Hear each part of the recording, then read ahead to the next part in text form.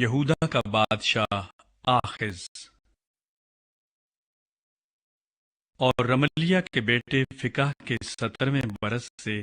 شاہ یہودا یوتام کا بیٹا آخز سلطنت کرنے لگا، اور جب وہ سلطنت کرنے لگا تو 20 برس کا تھا، اور اس نے 16 برس یروشلیم میں بادشاہی کی، اور اس نے وہ کام نہ کیا جو خداوند اس کے خدا کی نظر میں بھلا ہے، جیسا اس کے باپ داؤد نے کیا تھا،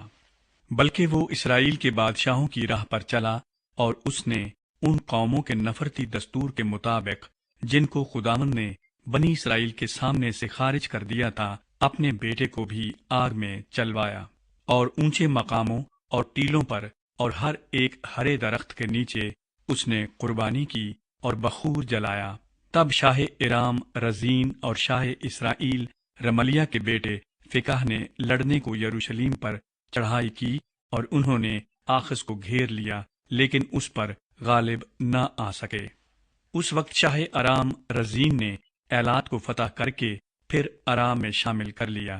اور یہودیوں کو ایلات سے نکال دیا، اور ارامی ایلات میں آ کر وہاں بس گئے، جیسا آج تک ہے۔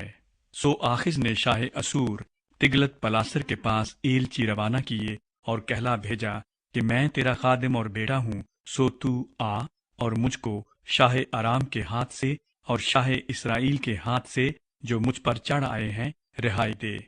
اور آخز نے اس چاندی اور سونے کو جو خداوند کے گھر میں اور شاہی محل کے خزانوں میں ملا لے کر شاہ اسور کے لیے نذرانہ بھیجا، اور شاہ اسور نے اس کی بات مانی۔ چنانچہ شاہ اسور نے دمشق پر لشکر کشی کی اور اسے لے لیا، اور وہاں کے لوگوں کو اسیر کر کے کیر میں لے گیا، اور رزین کو قتل کیا۔ اور آخز بادشاہ شاہ اسور تگلت پلاسر کی ملاقات کے لیے دمشق کو گیا اور اس مذبح کو دیکھا جو دمشق میں تھا،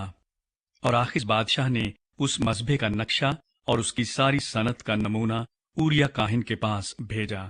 اور اوریا کاہن نے ٹھیک اسی نمونے کے مطابق جسے آخز نے دمشق سے بھیجا تھا ایک مذبح بنایا، اور آخز بادشاہ کے دمشق سے لوٹنے تک اوریا کاہن نے اسے تیار کر دیا۔ جب بادشاہ دمشق سے لوٹ آیا تو بادشاہ نے مذبح کو دیکھا، اور بادشاہ مذبح کے پاس گیا اور اس پر قربانی گزرانی، اور اس نے اس مذبح پر اپنی سوختنی قربانی اور اپنی نظر کی قربانی جلائی، اور اپنا تپاون تپایا، اور اپنی سلامتی کے ذبیحوں کا خون اسی مذبح پر چھڑکا۔ اور اس نے پیتل کا وہ مذبح جو خداوند کے آگے تھا ہیکل کے سامنے سے، یعنی اپنے مذبح اور خداوند کی ہیکل کے بیچ میں سے اٹھوا کر اسے اپنے مذبح کے شمال کی طرف رکھوا دیا۔ اور آخز بادشاہ نے اوریا کاہن کو حکم کیا کہ بڑے مذبح پر صبح کی سوختنی قربانی اور شام کی نظر کی قربانی اور بادشاہ کی سوختنی قربانی اور اس کی نظر کی قربانی اور مملکت کے سب لوگوں کی سوختنی قربانی اور ان کی نظر کی قربانی اور ان کا تپاون چڑھایا کر، اور سوختنی قربانی کا سارا خون اور ذبیحے کا سارا خون اس پر چھڑکا کر، اور پیتل کا وہ مذبح میرے سوال کرنے کے لیے رہے گا۔ سو جو کچھ آخز بادشاہ نے فرمایا اوریا کاہن نے وہ سب کیا، اور آخز بادشاہ نے کرسیوں کے کناروں کو کاٹ ڈالا اور ان کے اوپر کے حوض کو ان سے جدا کر دیا،